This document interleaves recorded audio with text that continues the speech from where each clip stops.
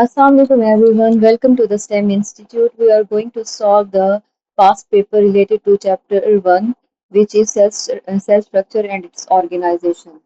And the question is figure 5.1 shows cells with some of their structures missing. And A part is on the cells in figure 5.1 draw and label nuclei and chloroplast. So first of all, we have to draw nuclei. So as we know, nuclei is the nucleus. ठीक है, इस तरह से हमने nuclei को draw करना है। सबसे पहले तो हमें ये देखना है कि हमें इतना अंदाजा तो हो चुका होगा कि इन डायग्राम्स को देखकर हम ये जान सकें कि ये कौन सा स्ट्रक्चर है, ये कौन सा स्ट्रक्चर है और ये क्या है। ठीक है, अब हमने न्यूक्लियाई जो है वो ड्रॉ कर लिया इस तरह से। ठीक है, एंड लेबल भी कर लेते हैं इसे nuclei. This one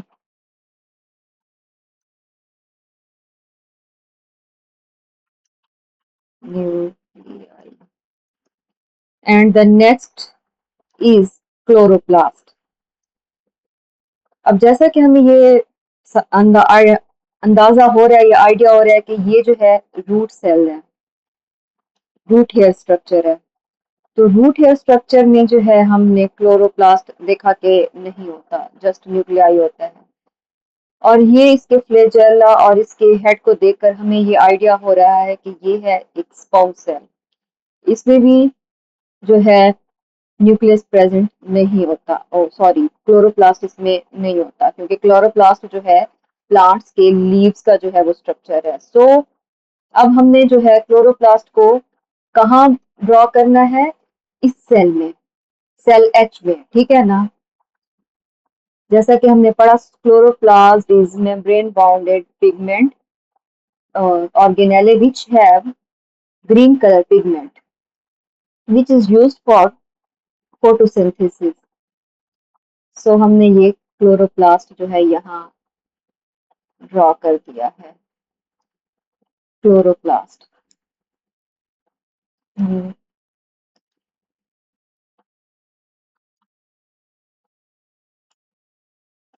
chloroplast. Okay, now the second part is state which cell has been produced by meiosis and name the organ in which has been it produces. Now हमें ये देखना है कि इन तीनों में से एच सेल में H J and के में से कौन सा सेल जो है वो ड्यूरिंग मियोसिस प्रोड्यूस होता है, और जो है कि और इसका नेम, ऑर्गन का नेम भी हमें यहाँ मेंशन करना है। सो हमें रूट सेल का फंक्शन पता है जो कि परफॉर्म करता है ऑब्जॉर्प्शन में, और क्लोरो सेल एच का हमें पता है ये प्लांट सेल है जो कि इसमें क्लोरोप्लास्ट है, तो ऑफ कोर्स ये लीफ का पार्ट है, लीफ का सेल है और जो कि फोटोसिंथेसिस में अपना रोल प्ले करता है। और अब हम आ जाते हैं सेल के पे। के है flagellum and head and nuclei, so it is involved in meiosis and so it is the sperm cell, so it is the sperm cell। और ये कहाँ प्रोड्यूस होता है, टेस्टीज में। ओके, मेल स्पर्म सेल है। नाउ हम next इसके C part पे आ जाते हैं। Explain how energy plays an important role in the function of this cells. अब अगर हम इन सेल्स के फंक्शंस पे आए कि ये जो है किस तरह से अपना प्ले करते हैं role for the energy production. So in case of cell H, we have chloroplast and nuclei. So chloroplast have chlorophyll, as we have read already. In chloroplast, there is a green pigment which is chlorophyll. So chloroplast have chlorophyll which trap the sunlight, convert the glucose during photosynthesis and convert the sunlight into chemical energy. So ये जो है एक sunlight या solar energy को जो है chemical energy में convert करते हैं और फोटोसिंथेसिस के दौरान जो है वो ग्लूकोज जो है वो प्रोड्यूस होता है और glucose is a good source of energy. ठीक है. Now next is cell J, and the J is root hair. Through active transport, minerals, salts, ions moves against concentration gradient.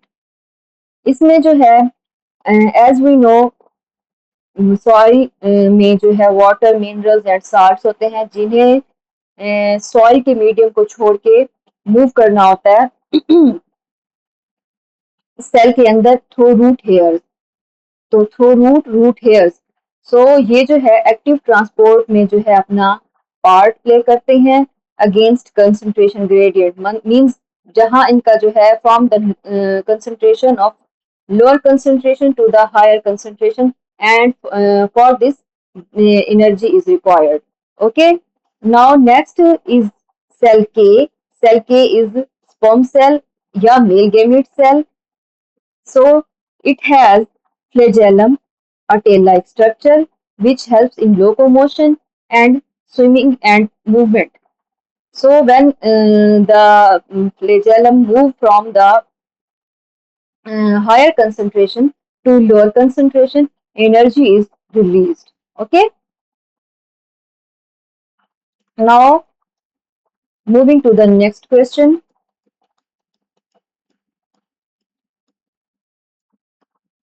And question is, show 6 different animals, plants.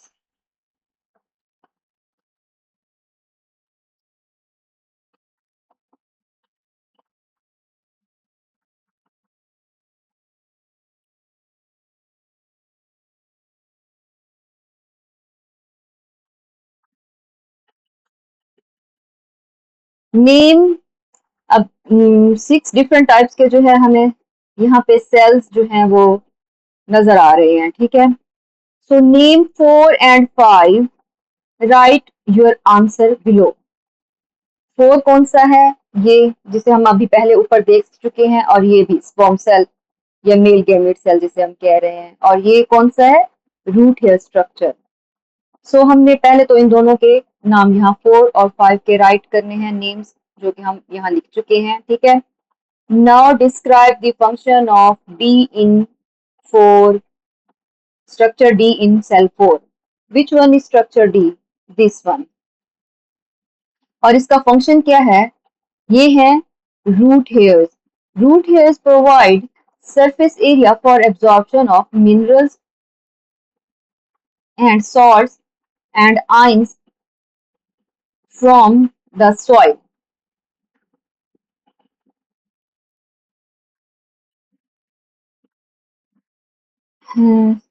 Describe the function of the structure D in cell 4. अब हमें जो है D structure जो cell 4 में present है उसका हमने function describe करना है. So it's a root hair. Root hair provides surface area for the absorption of minerals and salts and ions from the soil. Obviously mineral salts and ions जो हैं वो soil में present होते हैं and it's और root hairs का जो function है वो ये है कि ये maximum जो है absorption करते हैं from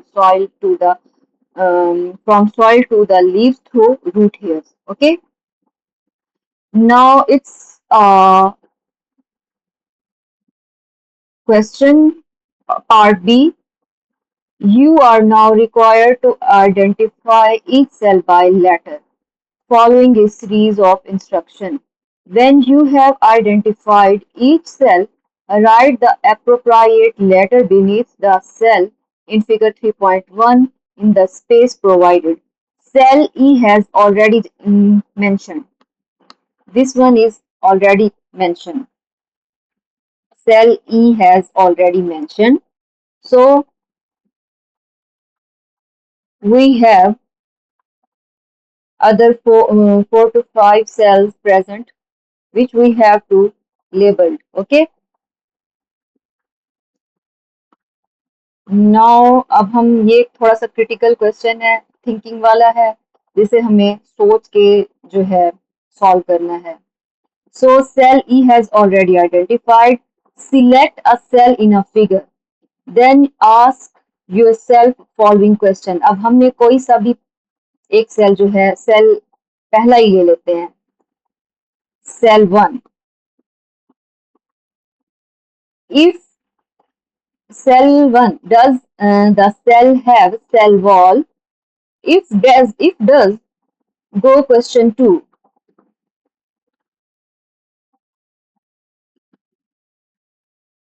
And if not, go to question 3.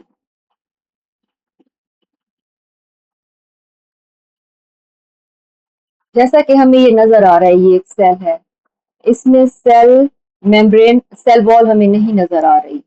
ठीक है ना. तो जो है सेल वॉल हमें एब्सेंट नजर आ रही है, जबकि सेल मेम्ब्रेन आउटर कवरिंग जो है वो हमें देखने को नजर आ रही है. सो अगर इसमें जो है इसकी आउटर मेम्ब्रेन सेल वॉल है तो हमें नेक्स्ट क्वेश्चन थर्ड पे जाना चाहिए. और अगर सॉरी फिर से देख लेती हूँ, अगर इसमें जो है सेल वॉल प्रेजेंट है तो हमें क्वेश्चन 2 की तरफ जाना चाहिए. और अगर सेल वॉल प्रेजेंट नहीं तो हमें सेल क्वेश्चन 3 की. तो हमने देखा कि उसमें सेल वॉल प्रेजेंट नहीं थी, तो अब हम क्वेश्चन नंबर 2 को छोड़ के हम क्वेश्चन नंबर 3 की तरफ जाएंगे. Does the cell have nucleus? अब हमने ये देखना है कि क्या इसमें न्यूक्लियस है. ऑफ कोर्स इसमें न्यूक्लियस है. ठीक है.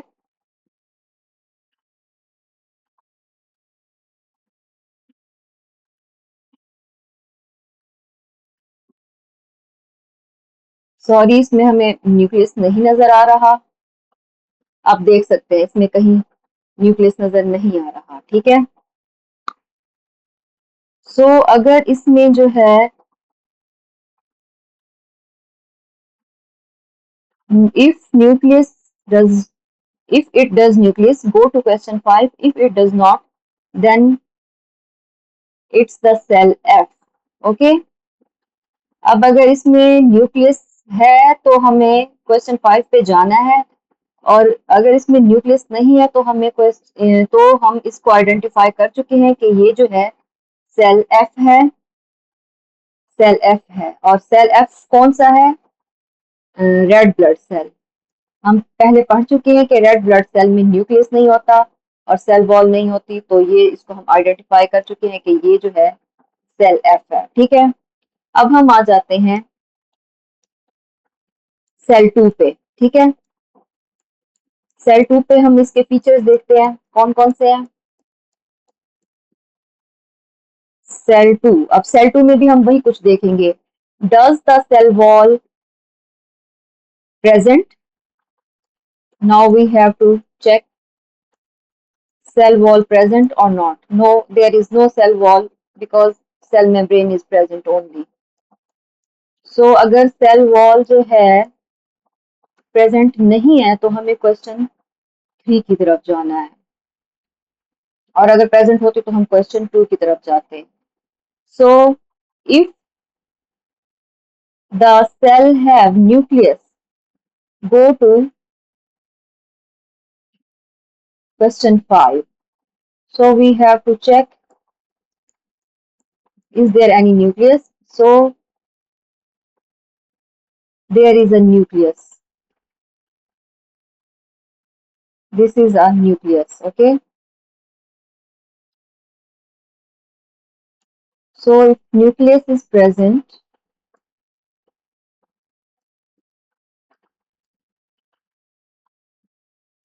you have to go question 5. If the nucleus occupy more than half of the cytoplasm, it's cell J. If it is not, then it's cell K. So nucleus is present in appropriate form in the center. So it's J cell, and it is white blood cell.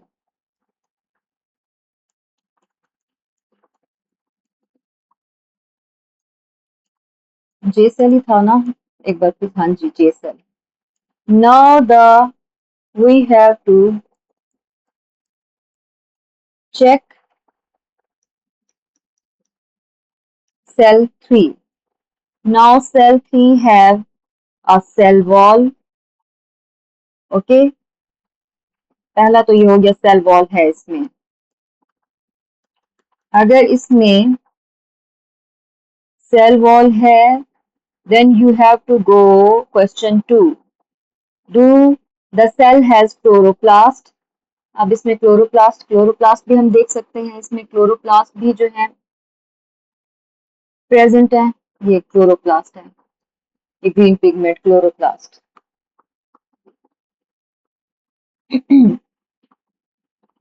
If chloroplast is present, then you have to go question 4. Does the cell have nucleus? Nucleus भी हम यहाँ देख सकते हैं. देखें, ये है nucleus.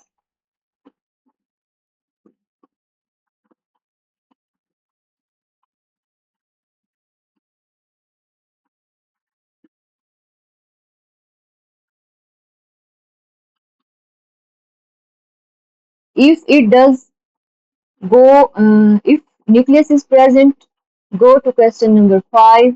If nucleus is absent, then it is cell F. Question 5 is,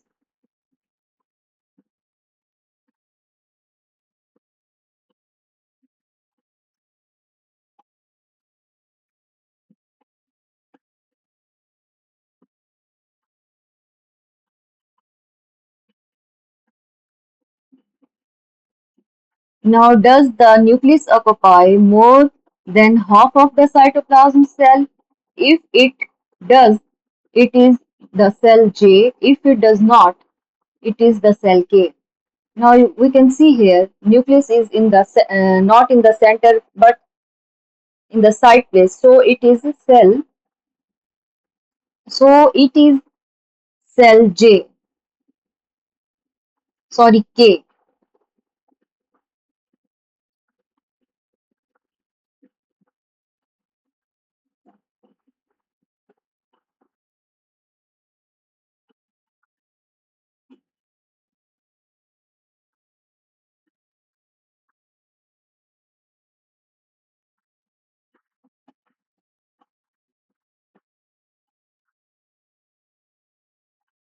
It is the cell G and name is palisade. ये जो है प्लांट्स के अंदर लीफ में जो है लेयर्स होते हैं. Palisade layer, spongy layer. Okay, ये वो सेल्स होते हैं. Now we are here cell 5. Okay, cell 5 जैसा कि हमें नजर आ रहा है कि ये फ्लैजेला भी है, इसमें फ्लैजेलम एंड न्यूक्लियाई भी प्रेजेंट है. सो अब हम आ जाते हैं सेल 5 में. सेल 5 को हमने देखना है कि is it cell wall.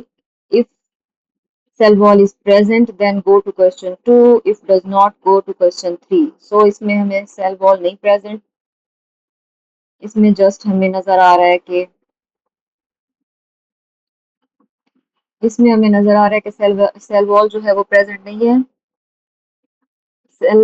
Cell membrane present है. तो हमने जो है क्वेश्चन 3 की तरफ जाना है. Question 3 is, does the cell have nucleus? Of course उसमें न्यूक्लियस भी है. If it, then go to question 5. Now question 5 is, does the nucleus occupy more than half of the cytoplasm? If it does, If it does, then it is the cell J. If it does not, then the cell is K.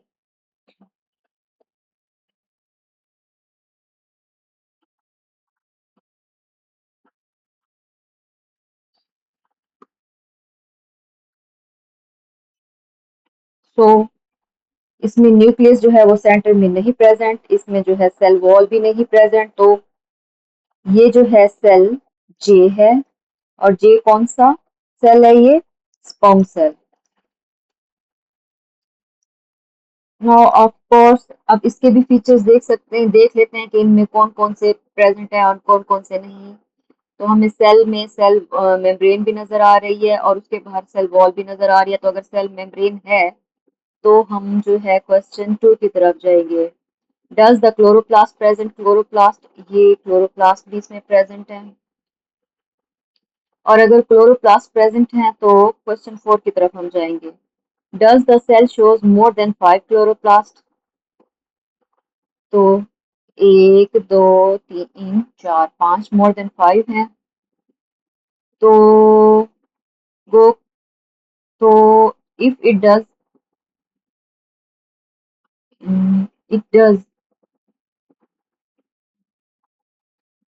It is cell ji.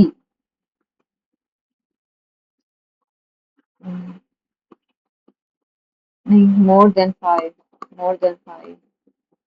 If it is not, it is cell H. तो ये हो गया हमारा cell H. More than, it's not more than 5, it's only 5। More than 5 हमें पहली side में देखने को मिले थे, तो ये जो है हमारा सेल एच हो गया, एच। और ये स्पॉन्जी, स्पॉन्ज सेल या स्पॉन्जी सेल इसको देखते हैं, ठीक है। ये एक क्रिटिकल थिंकिंग का क्वेश्चन था, तो इसको सॉल्व करने में हमें थोड़ा सा टाइम भी लगा और थोड़ा सा एफर्ट भी हमें लगी। नाउ हम आ जाते हैं अपने नेक्स्ट क्वेश्चन पे। Show the section through a microscope. One celled organism often found growing on the bark of the tree. Suggest the identity in the region labeled E. सो अब हमने इस रीजन ए को हमने लेबल करना है, तो ये क्या हो सकता है? पहले हमने देखना है कि ये एक सेल है, सिंगल सेल्ड, जो कि ट्री की पार्ट पे ग्रो किया। तो उसमें हमने देखा कि उसमें सेल वॉल है। सेल वॉल अगर प्रेजेंट है जो कि हमें नजर आ रही है, तो ये ऑटोमेटिकली प्लांट सेल है। इसमें क्लोरोप्लास्ट है, ऑफ कोर्स ये प्लांट सेल है। इसमें न्यूक्लियस है और इसके हमने देखा था न्यूक्लियस से सेल मेम्ब्रेन तक जो भी पार्ट है उसको हमने कहा था cytoplasm, if you remember. So E is it's cytoplasm. List the structure visible in 5.1 which suggest that this organism might be a plant cell. Of course, वही मैंने पहली दो बातें आपको बता दी कि इसको हम, क्योंकि हमने देखा कि इसमें सेल वॉल है और क्लोरोप्लास्ट है, तो डेफिनेटली जहाँ सेल वॉल और क्लोरोप्लास्ट प्रेजेंट है तो ये एक प्लांट सेल है। Now, question 6 is the diagram shows two types of cells specialized to carry out particular function. Name each type of cell shown and state the relationship between cell structure and cell function. अब जैसा कि हम हमें साफ नजर आ गया कि plant का सेल है और ये जो है रूट हेयर का सेल है, तो इसका name of course root hair है।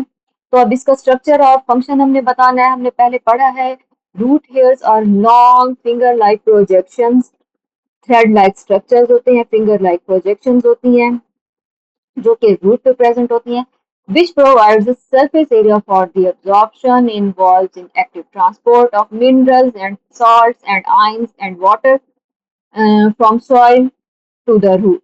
Okay? अब ये जो है एक प्लांट का सेल हमें उन्होंने दिया, उसका हमने नेम बताया और उसका एक फंक्शन बताया उसके स्ट्रक्चर से रिलेटेड। अब नेक्स्ट हमारे पास हमें जैसा कि नजर आ रहा है कि ये एक रेड ब्लड सेल है, इसको रेड ब्लड सेल को हम एरिथ्रोसाइट्स भी कहते हैं। अब इनका हमने रिलेशनशिप बताना है। जैसा कि हमने अपने लेक्चर में पढ़ा था कि ये रेड ब्लड सेल्स जो हैं ये स्फेरिकल या बाइकनकेव शेप में होते हैं।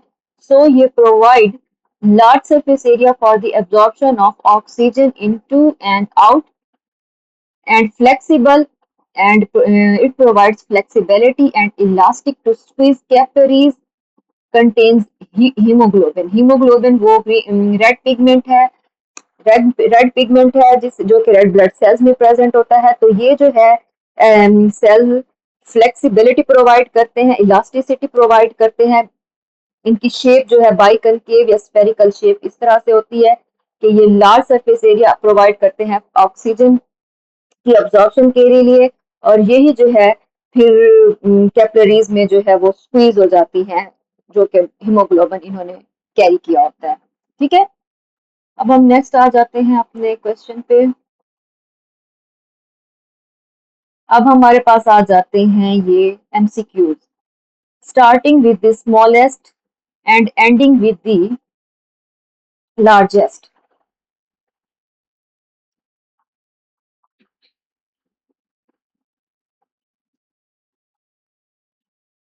What is the correct sequence of the parts of the organism? Chromosomes, chromosomes पे जीन्स प्रेजेंट होती हैं, जीन्स में न्यूक्लियस होता है, न्यूक्लियस एक सेल, सेल से टिश्यू। क्योंकि ये करेक्ट फॉर्म नहीं है, क्योंकि हमेशा हम स्टार्ट करते हैं, हमने स्टार्ट करना है स्मॉलेस्ट से, ठीक है ना। So chromosomes first option is not correct. Chromosomes, gene, nucleus and the tissue.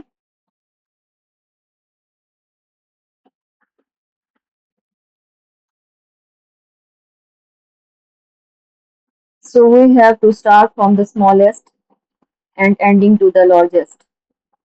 First option is chromosome, chromosome, gene, nucleus, cell and tissue. So chromosomes जो हैं वो ऑर्गेनाइज्ड फॉर्म होते हैं, जीन जो है वो यूनिट है। जब क्रोमोसोम्स ऑर्गेनाइज्ड होते हैं तो न्यूक्लियस बनता है, न्यूक्लियस जो है वो टिश सेल और टिश्यू। तो question option A is not correct. Now further go to option 2, chromosomes, gene से न्यूक्लियस, न्यूक्लियस से टिश्यू, टिश्यू से फिर सेल, टिश्यू से सेल नहीं बनता, सेल से टिश्यू बनता है। तो ये ऑप्शन भी हमारे पास गलत है। तो हम आ जाते हैं ऑप्शन सी पे। Question option C, gene unit है, क्रोमोसोम पे प्रेजेंट होते हैं। तो जीन जो है वो स्मॉल यूनिट है, जीन्स जो है वो ऑर्गेनाइज होते हैं तो क्रोमोसोम्स बनता है, क्रोमोसोम्स कंडेंस्ड फॉर्म में न्यूक्लियस बनाते हैं, न्यूक्लियस से डेवलप होता है सेल, सेल से डेवलप होता है टिश्यू। तो ये हमारे पास ऑप्शन हमें सही लग रहा है। तो लेकिन हम ऑप्शन डी को भी देख लेते हैं। तो ऑप्शन डी है जीन से फिर क्रोमोसोम, क्रोमोसोम से न्यूक्लियस, न्यूक्लियस से टिश्यू, टिश्यू से सेल, टिश्यू से सेल नहीं डेवलप होता, सेल से टिश्यू डेवलप होता है। तो हमारे पास जो करेक्ट आंसर है वो है सी। ठीक है, अब इन पिक्टोग्राम में जो है क्वेश्चन 2 की पिक्टोग्राम में हमें शो होता है एक एपिडर्मिस सेल शो हो रहा है। Which term describe the onion epidermis. अब ये जो है हम देख रहे हैं कि डिफरेंट टिश्यूज जो है या डिफरेंट सेल्स जो है मिलकर टिश्यू, ये एक सेल नहीं है, एक से ज्यादा सेल्स हैं। तो ऑप्शन ए जो है वो स्किप कर दे। ऑप्शन बी है ये ऑर्गन भी नहीं है, ठीक है ना। और क्योंकि ये ग्रुप ऑफ सेल्स है, तो ग्रुप ऑफ सेल्स डेफिनेटली जब कलेक्टिवली इन्हें हम टिश्यू कहते हैं। तो option D is the correct option, क्योंकि ये ऑर्गन भी नहीं है। अब हम आ जाते हैं ऑप्शन क्वेश्चन 3 पे। Describe the part of the plant. Organ, leaf, leaf mesophyll, leaf epidermis. Organ, cell and tissue. Leaf क्या है? डेफिनेटली लीफ एक ऑर्गन है जो कि फोटोसिंथेसिस का स्ट्रक्चर फंक्शन परफॉर्म कर रहा होता है, तो ये एक ऑर्गन है। फिर लीफ मीजोफिल, मीजोफिल क्या है? इसके सेल हैं। लीफ एपिडर्मिस, एपिडर्मिस वो एक पूरी लेयर होती है जो कलेक्टिवली सेल जो है वो अरेंज होते हैं तो वो एक टिश्यू बनाते हैं। तो लीफ एपिडर्मिस एक टिश्यू है। लीफ मेसोफिल जो है वो एक सेल का। तो हम ऑप्शन ए को हम सिलेक्ट कर लेते हैं क्योंकि इसका आंसर ऑप्शन ए है। बट हम देखते हैं कि बाकी तीन जो हैं वो हम उन्हें क्यों क्यों नहीं सिलेक्ट कर उनमें से क्यों नहीं सिलेक्ट कर रहे। क्योंकि लीफ एक ऑर्गन है। बी के पोर्शन, ऑप्शन बी देखें, लीफ एक ऑर्गन है, ठीक है। और मीजोफिल सेल्स होते हैं, हमेशा टिश्यू नहीं होते, क्योंकि ये सेल्स होते हैं लीफ में, ठीक है। तो ये तो गया, ठीक है ना, टिश्यू नहीं होते। और ये भी ठीक है। और लीफ जो है ऑर्गन सिस्टम, पूरा एक सिस्टम नहीं बना रहा, लीफ एक ऑर्गन है। और लीफ मेसोफिल सेल्स होते हैं, टिश्यू नहीं होते। और लीफ एपिडर्मिस, एपिडर्मिस जो है वो टिश्यू होती है, क्योंकि ये सेल्स कलेक्टिवली जो एक लेयर बनाते हैं, ये ग्रुप बनाते हैं, वो उसको हम टिश्यू कहते हैं, तो इसे हम सेल नहीं कह सकते। तो ये भी गया। अब लीफ जो है क्योंकि वो एक ऑर्गन है, तो वो एक ऑर्गन है, टिश्यू नहीं है, क्योंकि वो फंक्शन परफॉर्म करता है, स्पेसिफिक फंक्शन परफॉर्म कर रहा होता है, तो वो एक ऑर्गन है। तो ये जो है टिश्यू भी नहीं है। लीफ मेसोफिल सेल्स है, एपिडर्मिस लेयर जो है वो टिश्यू है, सेल नहीं है, क्योंकि उसमें कलेक्टिव टिश्यूज जो है टुगेदर पार्ट प्ले करते हैं। Now the question is, the diagram shows a plant cell. Which structure controls the passage of substances in and out of the cell? Plant cell में कौन सा जो है स्ट्रक्चर ऐसा प्रेजेंट होता है जो कि उसमें मूवमेंट में इंपॉर्टेंट होता है? तो ये हमें वो कह रहे हैं कि structure, which structure controls the passage of the substances. This is I think cell wall, क्योंकि ये डी जो है ये साइटोप्लाज्म है, ये वैक्यूल है,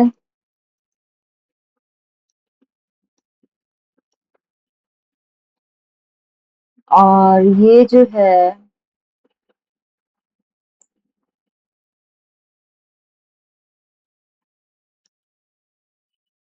उसकी प्लाज्मा मेम्ब्रेन, सेल मेम्ब्रेन से क्या है, और ये इसकी सेल वॉल है। सो इसकी जो है सेल के अंदर सब्सटेंसेस की मूवमेंट को कौन कंट्रोल कर रहा होता है प्लांट सेल में? Cell wall. Okay, clear? Now diagram present a cell as seen under the electron microscope. Which type of cell is? अब हम इस ऑप्शन को पहले रिमूव कर देते हैं, पहले हम देख लें कि इनमें क्या क्या प्रेजेंट है। एनिमल सेल है, क्योंकि आउटर लेयर ऑफ मेम्ब्रेन है। Of course outer layer of membrane तो है, बाकी चीजें बाद में देखें।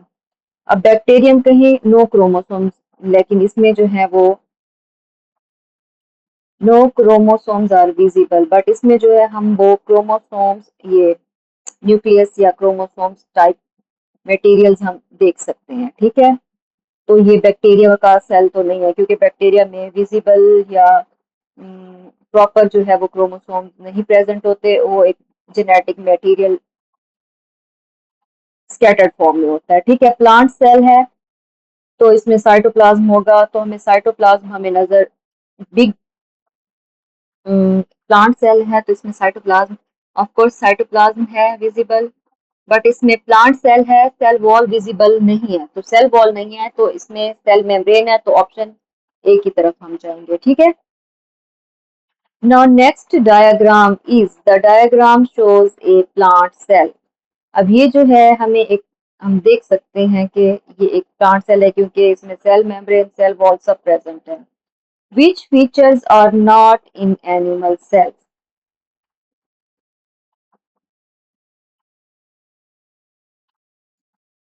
ये हो गया एक बड़ा वैक्यूल, हम इसे लेबल कर लेते हैं वैक्यूल, VACO, वैक्यूल, ठीक है। अब ये हो गई सेल मेम्ब्रेन कह लें इसको,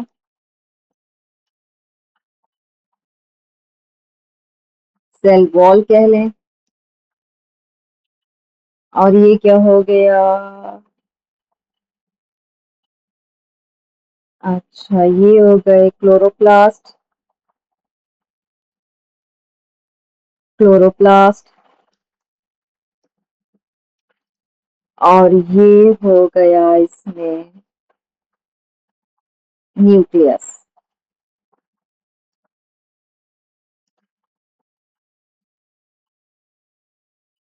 तो कौन सा हम शुरू से ये समझते और पढ़ते आ रहे हैं कि जो कम difference between plant animal and animal cells is the cell wall and cytoplasm. So of course cell wall option जो है बी की तरफ हम जाएंगे, सेल वॉल इसमें प्रेजेंट है और सेल क्लोरोप्लास्ट प्रेजेंट है, तो ये जो है प्लांट का सेल है, not animal cell. Question 7 is which row correctly shows the function of a cell structure and its locomotion। अब हमने इसमें से देखना है कि कौन सा जो है पार्ट हमें वो अकॉर्डिंग टू इट्स स्ट्रक्चर जो है वो करेक्ट है, इसका फंक्शन भी। Cell membrane controls passage of substances, of course cell membrane movement को जो है सब्सटेंसेस के कंट्रोल करती है और provide turgidity to the cells, both present in animals and plant cells में भी प्रेजेंट होती है। अब सेल मेम्ब्रेन जो है मेंटेन्स टर्गर, टर्गर प्रेशर को मेंटेन नहीं करती सेल मेम्ब्रेन, ये जो है फंक्शन है वैक्यूल का, both present and in plants and animals, plants and animals में प्रेजेंट तो होता है वैक्यूल, बट जो है ये सेल मेम्ब्रेन का फंक्शन नहीं है। अब cell wall controls passage of substances in and out of the cell, क्योंकि सेल वॉल जो है वो तो present only in plant cell, cell wall maintains turgor animal cells, तो ये एनिमल सेल्स में प्रेजेंट नहीं होती है cell wall, only plant cells में प्रेजेंट होती है। और ये तो ये जो है उस उधर ही कंट्रोल प्लांट के जो है सेल के मूवमेंट को, सब्सटेंसेस को मूवमेंट को कंट्रोल करती है। तो हम जाएंगे ऑप्शन ए की तरफ, क्योंकि the it controls the passage of substances in and out of the cell, ये जो है सेल मेम्ब्रेन का फंक्शन है, इसको सब्सटेंसेस को मूव करना, और ये बोथ प्लांट्स एंड एनिमल्स में प्रेजेंट होता है, तो हम ऑप्शन ए के साथ जाएंगे। The diagram shows the plant cell which two structures are not, अब हम इसे पहले लेबल कर लेते हैं, ये हो गया वैक्यूल, अब ये हो गई इसकी सेल वॉल, ये न्यूक्लियस, अब ये साइटोप्लाज्म, और ये हो गया सेल मेम्ब्रेन।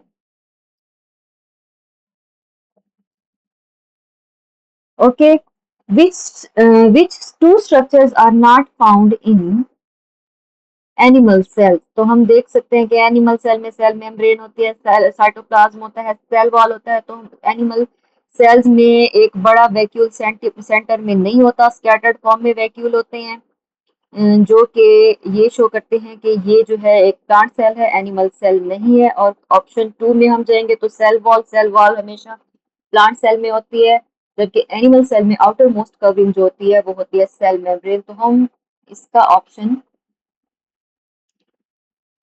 2 चूज करेंगे।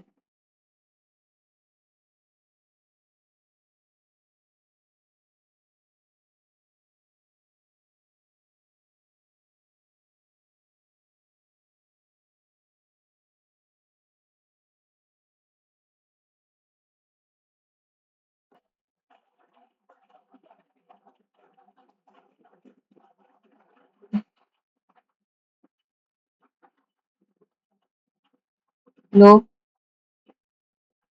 Sorry. Question 9 is a cell is observed under a microscope, which feature is identified as a plant cell? अब एक सेल जिसे ऑब्जर्व किया गया माइक्रोस्कोप में, तो उसमें हम कौन से उसके फीचर की बेस पे उसको हम ये कह सकते हैं कि ये प्लांट सेल है? ऑफ कोर्स हम पहले से पढ़ते आ रहे हैं, बड़ा वैक्यूल होगा, उसकी सेल वॉल होगी या क्लोरोप्लास्ट। जब अगर हमें तीन में से कोई एक कंपोनेंट नजर आ जाएगा तो हम ये कह देंगे कि ये जो है प्लांट सेल है। दी सेल, अब ऑप्शन की तरफ जाते हैं। The cell contains a single large sac vacuole, of course अगर वैक्यूल है तो ये प्लांट सेल है। The cell contains glucose and amino acids. The cell contains um, stored fats, and the cell surface membrane is partially permeable। जो है वो feature है वो हमारी सेल मेम्ब्रेन का है, सेल वॉल का फीचर नहीं है। तो ऑफ कोर्स एक अगर बड़ा वैक्यूल प्रेजेंट है तो ये ऑप्शन ए है। Now next is this during a lesson about animal and plant cell. Students read a number of statements about cell structure. Only three of his statements are correct. अब इनमें से कोई सी तीन correct है cell structure के बारे में। All cells have cell wall. All cells के पास नहीं होती cell wall. Cell wall is only in plant cells. Cell walls are made up of cellulose. Cellulose, अब ये जो है ये स्टेटमेंट ठीक है। सेल वॉल जो है सेलुलोज से बनी होती है। क्रोमोसोम्स कैरी डीएनए, क्रोमोसोम्स में डीएनए होता है। Cell walls contains starch, starch नहीं होता, ये सेलुलोज होता है जो कंपोनेंट होता है, ये गलत। All cells have a cell membrane. Of course हर सेल में सेल मेम्ब्रेन होती है, चाहे वो प्लांट का सेल हो चाहे वो एनिमल सेल हो। A sap vacuole helps an animal, तो ये सैप वैक्यूल एनिमल में जो है वो टर्गर प्रेशर को जो है वो मेंटेन करने में हेल्प नहीं करता, जबकि ये एक प्लांट का कैरेक्टर है, तो ये गलत है। Chromosomes are found in cytoplasm. Chromosomes cytoplasm में नहीं होते, क्रोमोसोम्स डीएनए या न्यूक्लियस में होते हैं। न्यूक्लियस के अंदर डीएनए होता है, डीएनए में होता है।